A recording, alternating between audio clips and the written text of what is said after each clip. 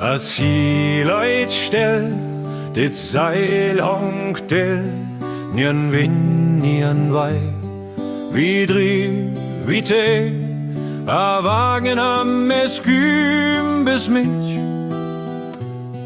Man umram kommt ich nei.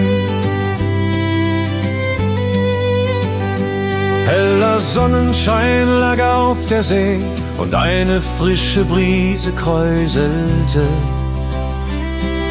die glatte Fläche leicht, wir stachen fröhlich in See. Ein stattlich Boot, ein voller Korb, der Weingut kühl verstaut. Nach Amrum sollt die Fahrt uns gehen, die Dünen weiß und laut. As sie Leit stell, dit Seil hongt still, nien Wind, nien Wei, wie Drief, wie Tee, a Wagen ham es Küm bis mich. Man umram kommt ich nei. Doch mittags schlief der Wind und sein, das Segel hing herab.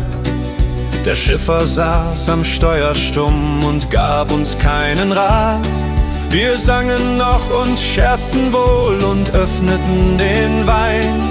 Doch Amrum lag so fern wie je, wir trieben ganz allein.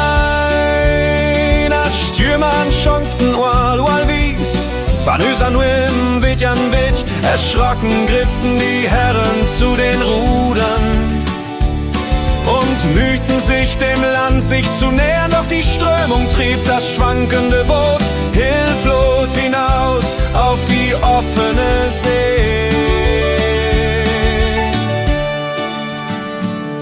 Und endlich tauchte etwas auf, doch nicht die weiße Düne.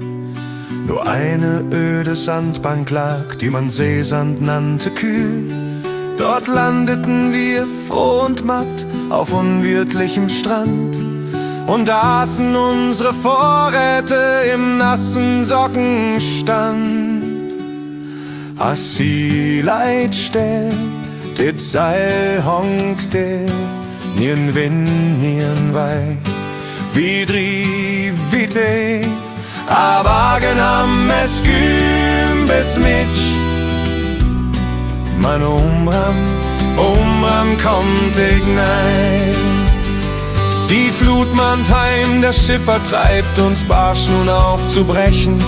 Der Mond stieg auf, das Wasser floss in Silberströmen kühl. Wir kamen nie nach Amrum hin und lachten doch am Ende. Das größte Abenteuer war die Fahrt, die nie ans Ziel uns führte.